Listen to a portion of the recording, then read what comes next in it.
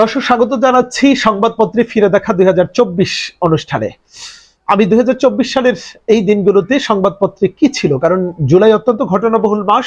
এই মাসেই মূলত জুলাই আন্দোলন, যাকে বলা হয় 24-এর আন্দোলন অথবা কেউ বলেন গণঅভ্যুত্থান, ছাত্র জনতার গণঅভ্যুত্থান, এই গণঅভ্যুত্থানের মধ্য দিয়েই পতন হয়েছিল 16 বছর বাংলাদেশের বুকে চেপে থাকা স্বৈর শাসক শেখ হাসিনার। এই দিনগুলোতে কি ছিল সংবাদের শিরোনাম, সেই শিরোনামগুলো মূলত আপনাদেরকে একটু স্মরণ করিয়ে দিতে চাই, কারণ ওই সময়ের পত্রিকাগুলো আপনাদের অনেকেরই সংগ্রহে নেই, যে কারণে আমি এই জিনিসগুলো আপনাদেরকে একটু মনে করিয়ে দিতে চাই যে সংবাদপত্রগুলো আসলে কি ধরনের ভূমিকা পালন করেছিল এবং সেটি কি কর্ণপাত করেছিল শেখ হাসিনা সরকার, সেটি জানাতে চাই।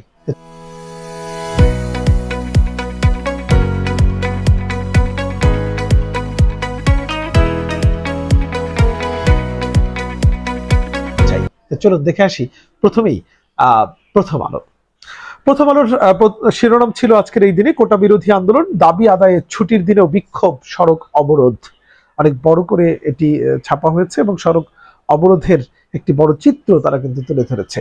এবারে বাংলাদেশ প্রতিদিন অনেকগুলো সংবাদ করেছে এবং খুব ব্যাপক আকারেই প্রতিক্রিয়া আমরা দেখছি, যে বিশেষ করে তারা লিখেছেন কোটা নিয়ে কেন এত বিতর্ক।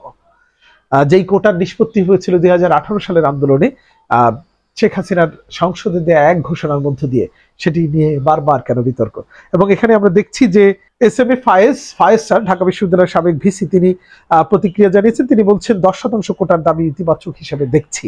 অর্থাৎ কোটার যৌক্তিক সংস্কার, সেটি কিন্তু সকল, এমনকি আওয়ামী লীগের বুদ্ধিজীবীরাও কিন্তু এটি বলতো, কিন্তু আনফরচুনেটলি এটি শেখ হাসিনার কানে কখনোই যায়নি।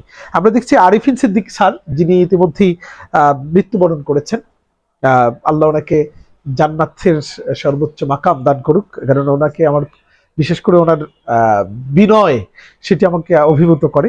একজন বিশ্ববিদ্যালয়ের উপাচার্য হিসাবে তার বিনয়কে আমি শ্রদ্ধা ভরে স্মরণ করি। তিনি বলেছিলেন আলোচনার মাধ্যমে সমস্যার সমাধান সম্ভব, আরিফিন সিদ্দিক বলছেন, কিন্তু সরকারের পক্ষ থেকে কোনো ধরনের আলোচনা উদ্যোগ বা আলোচনায় বসতে রাজি ছিল না, এটি আমরা তখনকার সময় দেখেছি। এরপরে নুরুল হক নূরের একটি প্রতিক্রিয়া ছাপিয়েছিল বাংলাদেশ প্রতিদিন। নুরুল হক নূর বলেছিল কোটাধারীদের দিয়ে স্মার্ট বাংলাদেশ তৈরি অসম্ভব, নুরুল হক নূর। এবারে অনেকগুলো এই প্রত্যেকের প্রতিক্রিয়া ছাপানো হয়েছে এবং লেখা, আরেকটি নিউজে লেখা হয়েছে যে ছুটির দিনেও কোটা বাতিল দাবিতে সড়ক অবরোধ বিক্ষোভ। এটি ছিল বাংলাদেশ প্রতিদিনের। এবারে আমরা দেখি দৈনিক ইত্তেফাকে কি ছিল আজকের এই দিনটিতে। ইত্তেফাক লিখেছে কোটা প্রথা বাতিলের দাবিতে আজ সারা দেশে বিক্ষোভ মিছিল, পেনশন স্কিম প্রত্যয় বাতিলের দাবিতে শিক্ষকদের কর্মবিরতি কাল আবার শুরু। তখন কিন্তু বিশ্ববিদ্যালয়গুলোতে শিক্ষকদেরও কর্মবিরতি চলছিল, সেটিও কিন্তু আলোচনার কেন্দ্রবিন্দুতে ছিল। এটি ছিল ইত্তেফাকের শিরোনাম। আমরা দেখি একটু আজকের পত্রিকায় কি ছিল আজকের এই দিনে 2024 সালে। আজকের পত্রিকা লিখেছে শিক্ষার্থীদের অভিযোগ কোটা বিরোধী আন্দোলনে বাধা ছাত্রলীগের। এটি ছেপেছে তারা অনেক বড় করেই, এবং আন্দোলনের নড়চড় নেই সরকারে। এত আন্দোলন হচ্ছে, সরকারের মধ্যে কোনো ধরনের উদ্বেগ উৎকণ্ঠা একেবারেই, তারা মনে হচ্ছে যেন চোখে কাঠের চশমা দিয়ে তারা বসেছিল। শিক্ষার্থীদের পক্ষ থেকে বারবার সরকারের সঙ্গে আলোচনার প্রস্তাব দেওয়া হচ্ছিল, তখন কিন্তু কোনোভাবেই কর্ণপাত করেনি সরকার।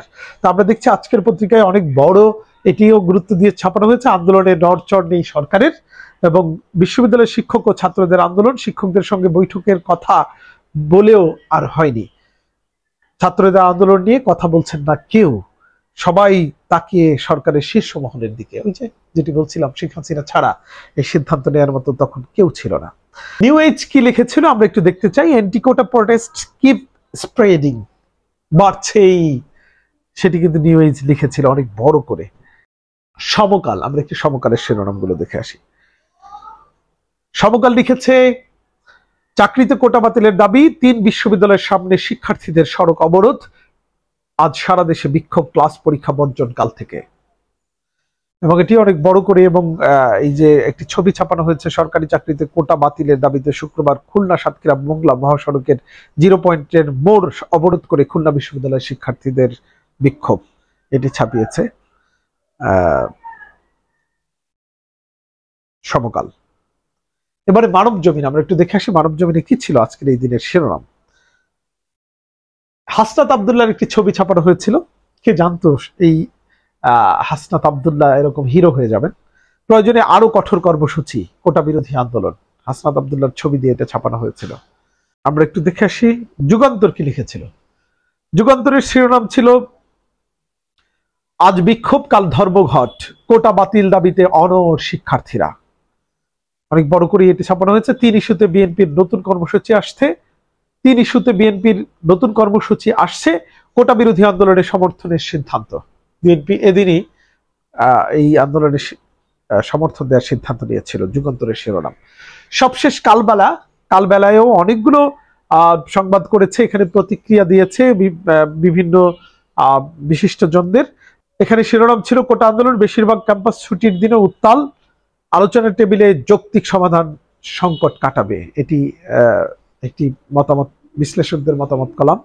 এবং এখানে আমরা দেখছি যে ডক্টর এ কে আজাদ চৌধুরী, ঢাকা বিশ্ববিদ্যালয়ের সাবেক উপাচার্য, উনি বলেছেন যে ক্ষুদ্র নৃগোষ্ঠী, নারী এবং শ্রদ্ধাবোধ রেখে কয়েক শতাংশ মুক্তিযোদ্ধা কোটা রাখা যায়, কিন্তু সেটি 56% নয়।